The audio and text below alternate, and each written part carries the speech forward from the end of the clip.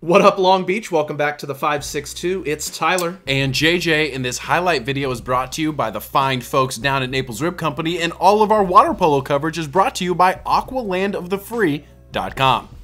We're at Woolett Aquatic Center, JJ, and the lights are on. It's at night. It's always a big stage when we're at this venue. Wilson against Loyola in a Division I semifinal. Bruins led by a powerhouse senior class we've talked so much about, including Greg Carson and Hank Rivers. They both signed scholarships earlier today to UCLA and Cal, respectively. Facing a tough test in top-seeded Loyola, the Cubs have played a really tough schedule this season, actually under 500 on the year. But Wilson's saying, what's a Cub to a Bruin? They've got a great crowd here to support them. Let's dive on into the action. Loyola striking first with back-to-back goals from Christopher Wazan as the Cubs take an early 2-0 lead to stamp themselves on this game early. So important in big games like that to do exactly that, but the Bruins get a quick answer from Hank Rivers to cut that deficit in half. He's trying to get that home crowd turned up. Then Carson Kruger with the equalizer. Are you not entertained? There will be more from him. It's 2-2 after the first.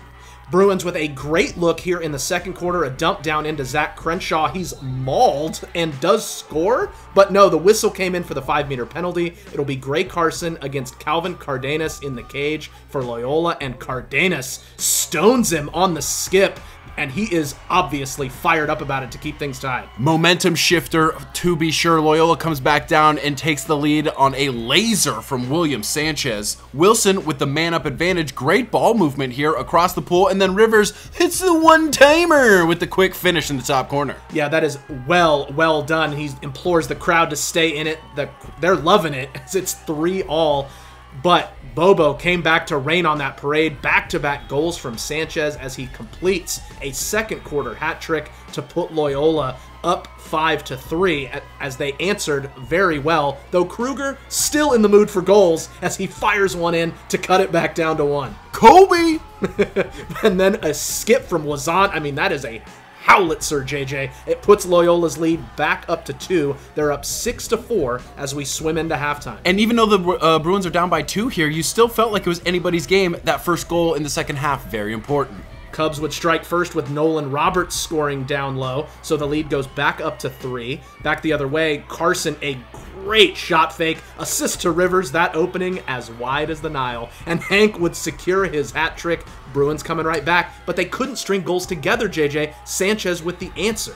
Yeah, they always seem to be able to dial in from distance, did the Cubs, and that really paid dividends late in this game. Then an immediate turnover with the goalie out of the cage. It turns into another goal for Roberts as he scores from deep distance, a gut punch for the Bruins, who now trail 9-5 with 3:25 left in the third, but Kruger refused to let the Bruins go down without a fight. He scores back-to-back goals to close out the third. Turn me up, Carson. The bench obviously loving it as he put the team on his back. What a moment for that senior to go out like that. That's pretty crazy.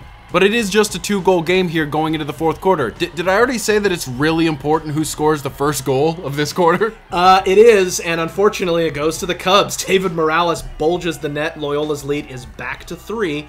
But here comes Wilson. Sean Steffen skips one home. He's trying to keep that crowd in it. We're not done. Wilson down by 2. Unfortunately, as we said, Loyola always had the answer.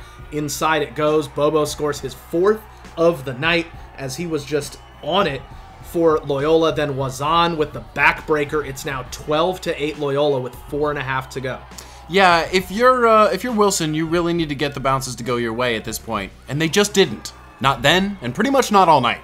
Kruger, though, still doing everything he could. That's his 5th goal of the night. I can't say enough about his performance when his team really needed it, but some uncharacteristic turnovers from the Bruins down the stretch. They could just never quite mount that comeback and couldn't get within 3, and Loyola could just run out the clock on their 12-9 semifinal victory. A great Loyola team, really a force to be reckoned with in that Division I round, but a tough way for this season to end for this tremendous senior class that helped elevate this program back to the top of the Division I. The Final Four in Division I's a big deal. As sophomores, these kids were second-round outs in Division III. Not too shabby. We want to thank all of our sponsors, including Ocean Law Center, for their support of local sports coverage. And if you want the rest of Moore League water polo and all sports here in the LBC, you know you got to keep it locked right here at the562.org.